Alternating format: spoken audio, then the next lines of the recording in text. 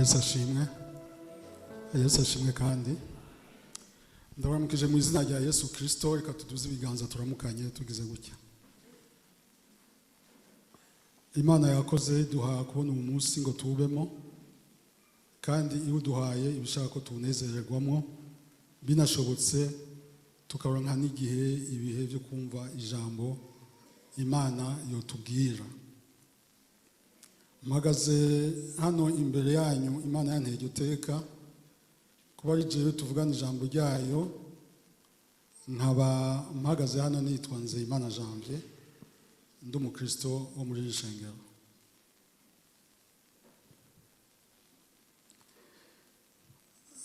Mu ndirimbo abaciye hano imbere watubwiye ijambo ryo gusenga, amajambo yose uyegeranije ukayinjiramo, urumva ko atumbereza uyu munsi kuvyo abantu bacamo, kuvyo abakristo bacamo. Aho ijambo ry'Imana ryatubwiye ko hari igihe bimera nk'umucanwa, ariko kandi ijambo ry'Imana rikaza ritubwira riti umuriro cyangwa umucanwa mucamo mwumva ko uri hagati yanyu, ntubatangaze kuko abantu nivyo ubuzima bwabo bugizwemo.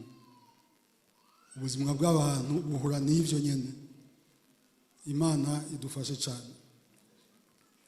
Ijambo rigasubira rikatubwira riti atahubwo muri ivyo vyose tugumye kwatura ivyizigiro dufise. Bisigura biti urakwiye kumenya ivyizigiro ufise hagati y'umucana, hagati y'ibigoyi, hagati y'ibibabaza.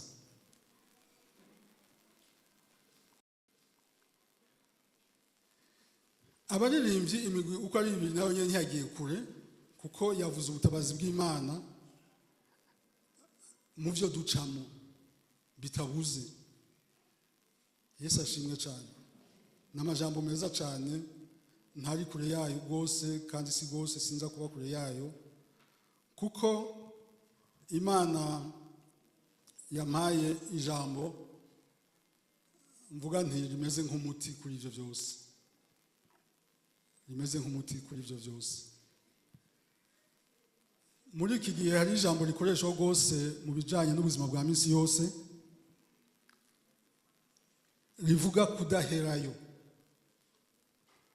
Rivuga kuba umuntu hagati y'ibibazo nubibemo ariko ntibiguhezeyo. Uvyukuruke, usubire utangure ubuzima, usubire ubandanye urugendo. Turabibona kuri Kristo Yesu ageze igihe cyo gucungura abantu, agiye muri ico gikorwa, muri irya joro Satani araza ashaka kumugerageza, aho yagize isengesho rivuga riti Mana iki gikombe kindengana. Mugabo yavuze ati ntibibe uko ngomba ariko bibe nk'uko wowe ugomba. Ahaguruka aja ku musozi aho bamusanze. Kuva muri ako kanya gushika azutse yarababajwe, yagiye arakubitwa, yagiye agirirwa nabi, yagiye aragwa hasi, ariko uko yagenda agwa yarafise ivyizigiro, yarafise yagenda arabati ibi ntegezo kubishikako, yuko ishengero rivuka, yuko umwana w'umuntu ndamucungura. Yarashitse n'ahapfa, mugwe ijambo ry'Imana rivuga riti ntiyahezeyo, yarazutse. Yesu ashimwe cyane. Nagomba tumukomera amashyi rero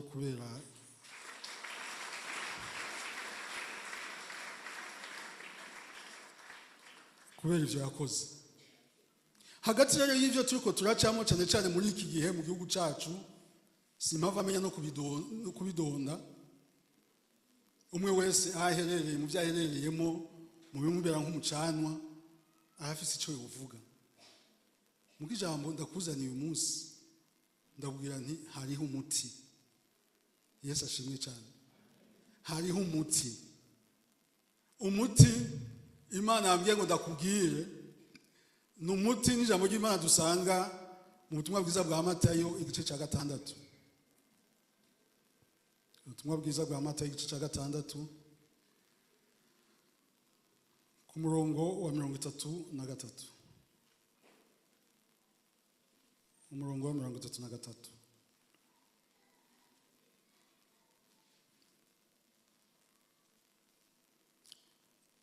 Duhereye kuri 31.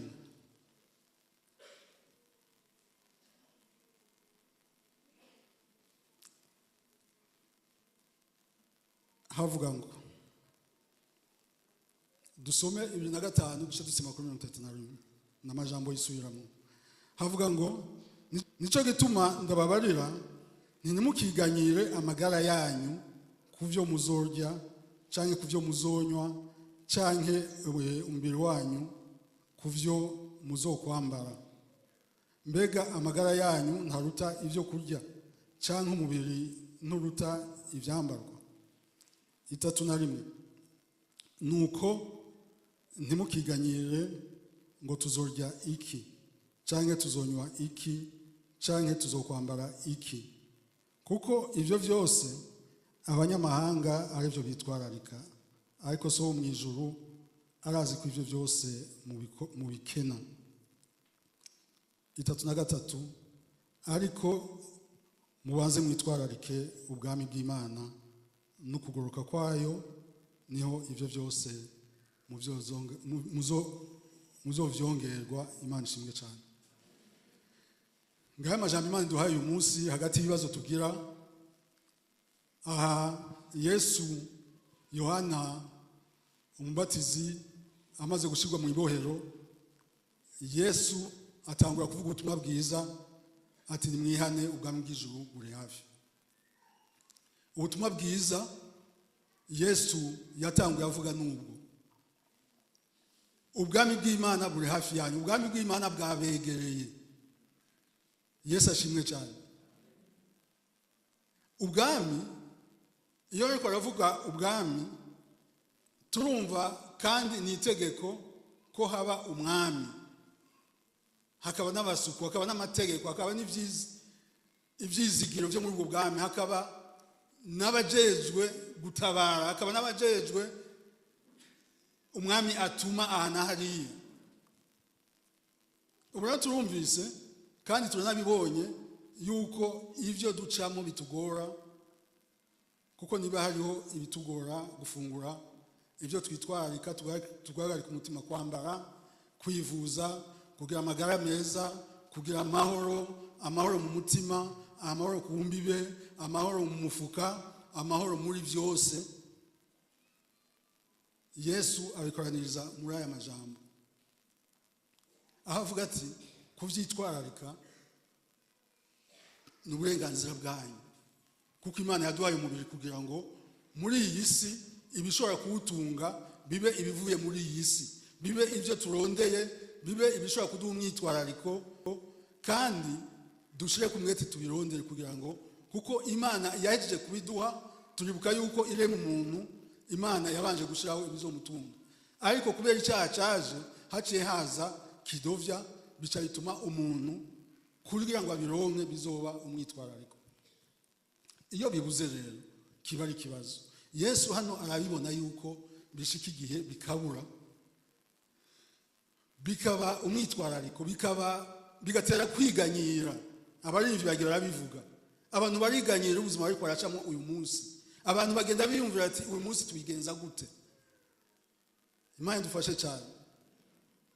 Ivyo nivyo turiko turabamo, ivyo nivyo turiko turabona tugendamo ku munsi ku munsi.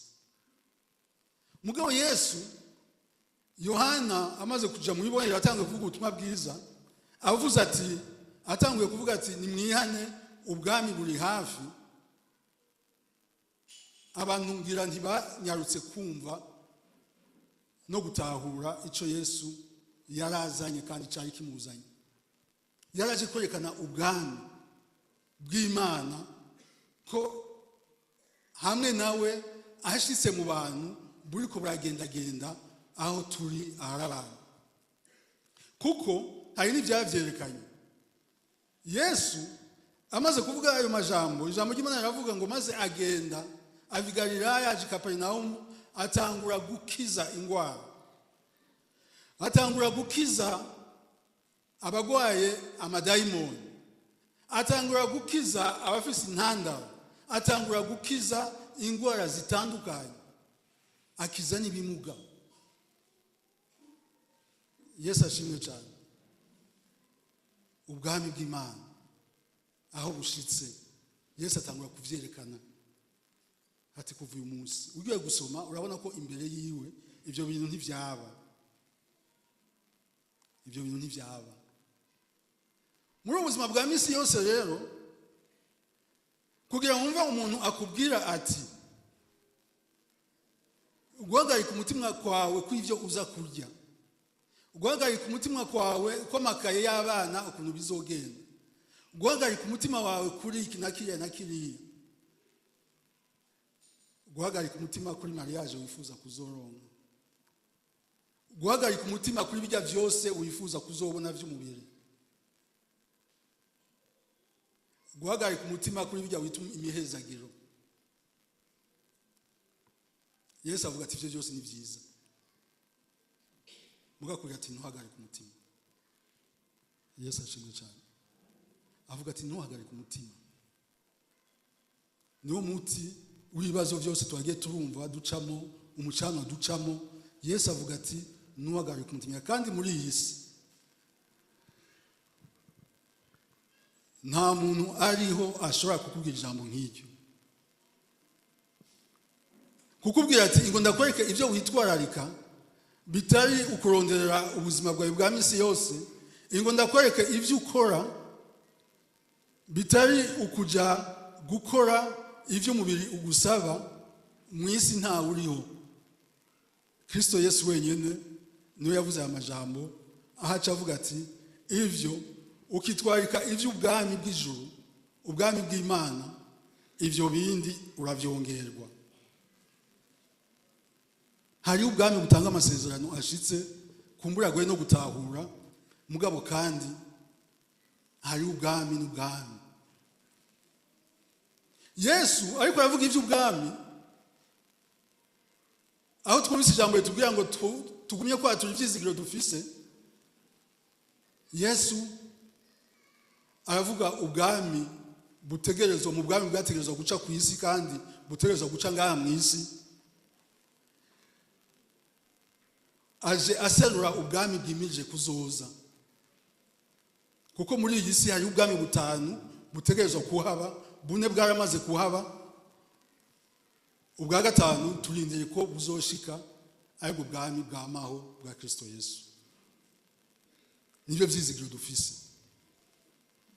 Nico gituma Yesu kugira adushikane muri ubu bwami, byabaye ngombwa ko akora ibyo tuzi yakoze byose, ko yaducunguye, ko yadupfiriye, ko yagiye kumusaraba ku bwacu, ko we yabaye ikimazi aho tutashobora kuronka ikindi kimazi, kugira ngo ubu bwami tuzobubemo. Iri jambo rero rivuga ngo turushizeho kwatura ivyizigiro vyacu.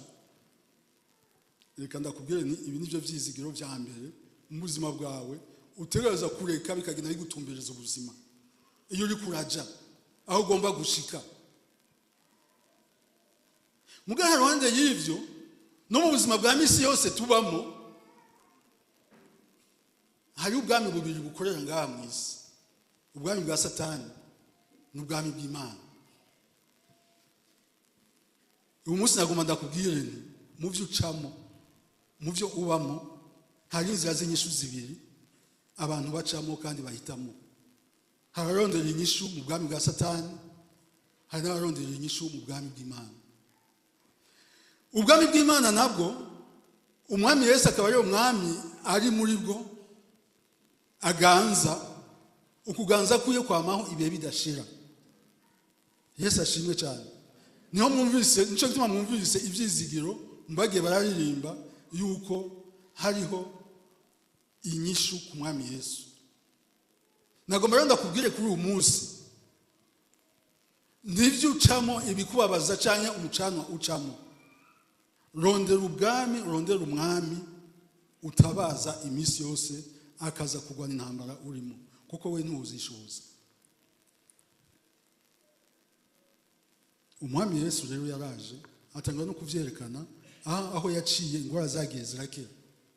N'uyu munsi arabandanya, n'uyu munsi ububasha bwiwe burakora, n'uyu munsi abarondera ubwami bwiwe bukaba aribwo bashira imbere aho gushira imbere kurondera iby'ubuzima bwa misi yose. Abo oye baba mu misi yose mu bitangaza.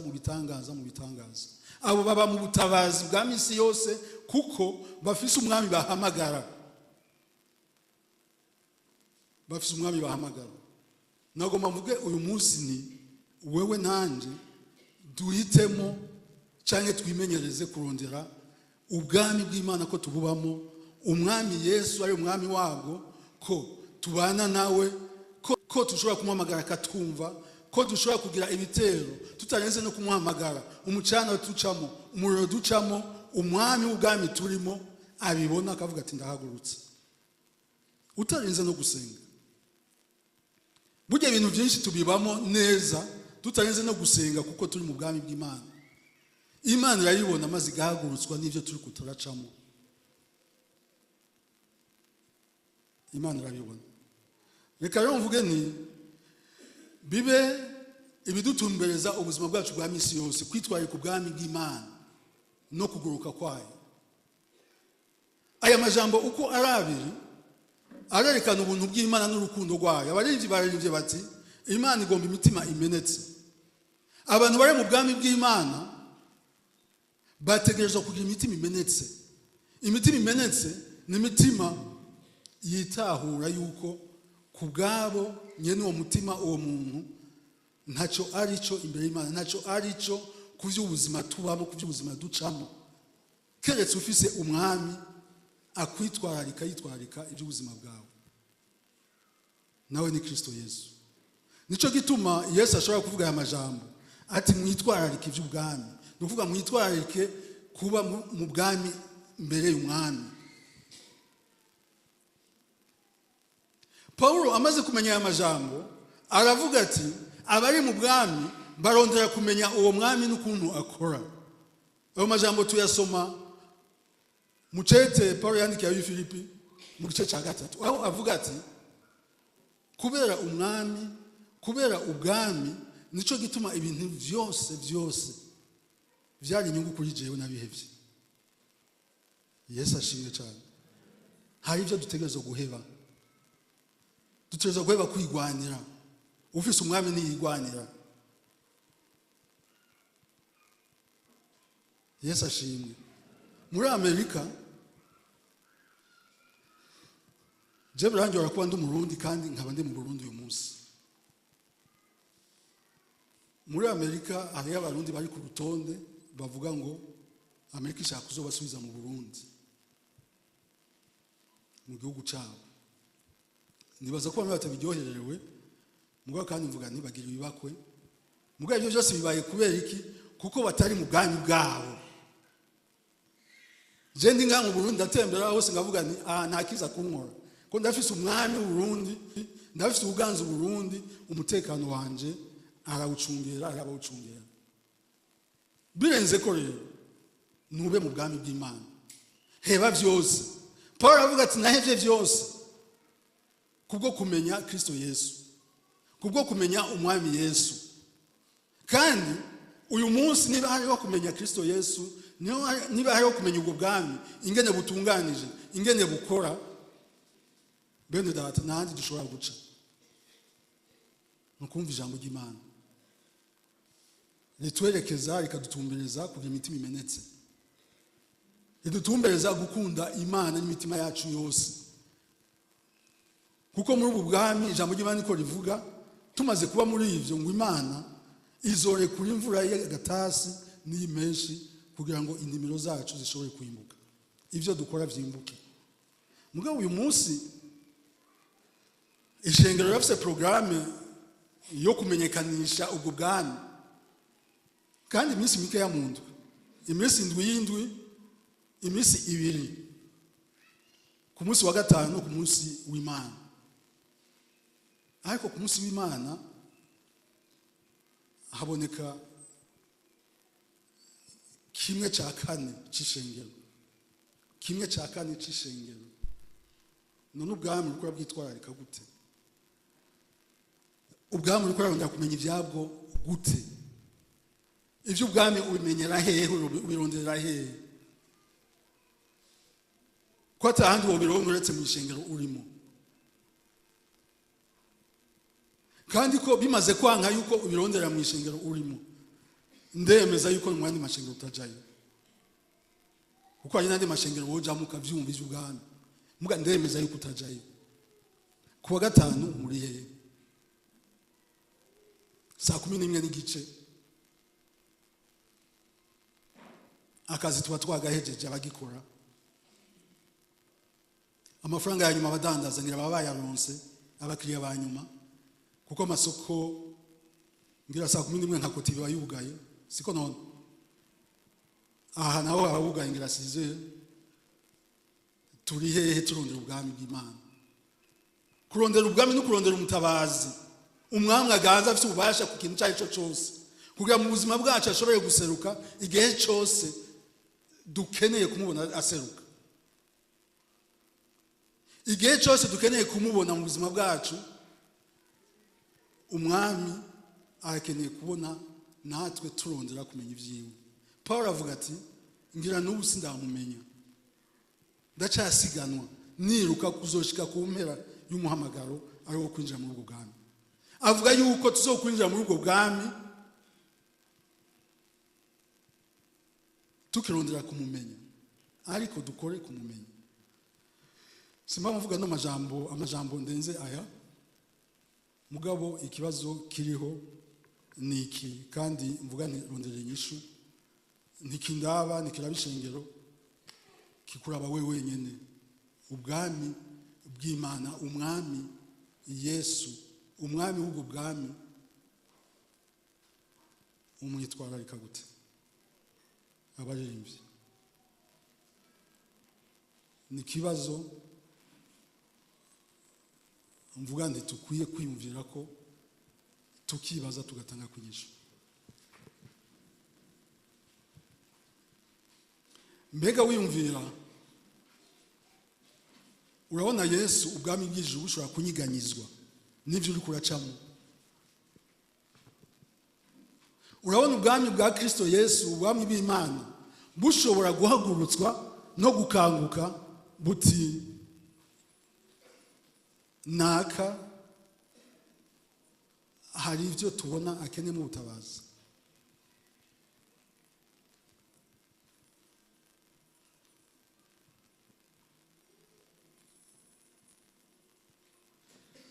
Nago baduce bugufi tunamika amaso, ijambo rigume rigendagenda, wibaze ugasanga hari icyo ugomba kubwira Imana. Uze hano dusenga Imana. Ugasanga ubwami ubukeneye ko buhagurutswa kubera ibibazo ucamo, kubera umucanwa ucamo, kubera ibyo uzocamo nejo, kuko nejo uzohura nabyo.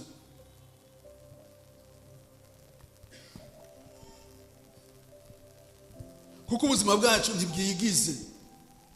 Uwo buri hano uragakomeye uhambaye, uwo buri hano hari ibyo tuma uvuga uti jewe ibyo kurondera ubwami narakwije, muga nturakwiza. Paulo avuga ati n'ubu ndaciruka.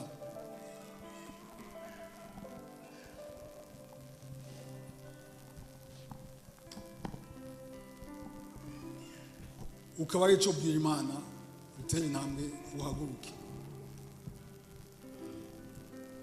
Ukaba ubwami bwa Kristo, ukaba umwami Yesu ushaka ko aseruka mu byo kwitwa umucana uri kuracamo, mu byo uri kuracamo. Ukaba ushaka kugira umugambi ejo Yesu utanabizi, ubwami ahagurutse, ubwami buhaguruke buje kubera wewe aho uherereye mu byo urimo. Uhaguruke dusenga Imana. Ubandanye kwiyumvira utandabaje ura umutima wawe, wiyumvira wishura inyishu kuri iki kibazo. Mbega Yesu nk'umwami kubera cyarashobora guhagurutsa ubwami bw'iyo bukaza, mbega ku minsi yo kurondera no gusangira amajambo bigenda gute kuba ntahari?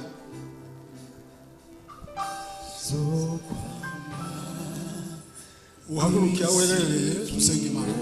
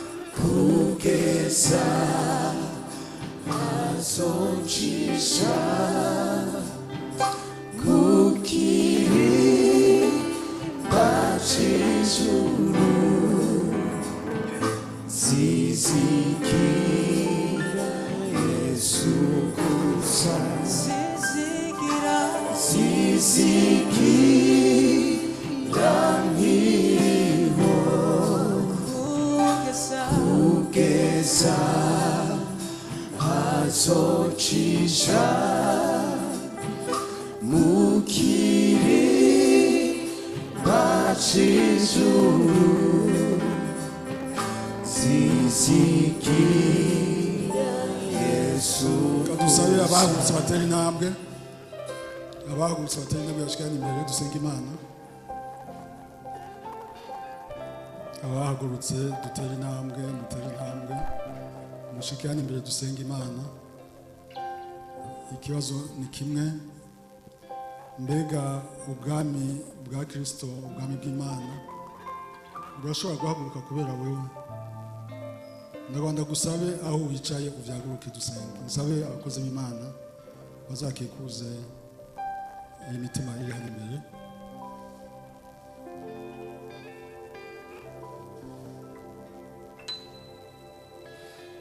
Patrick ashike hano asenge.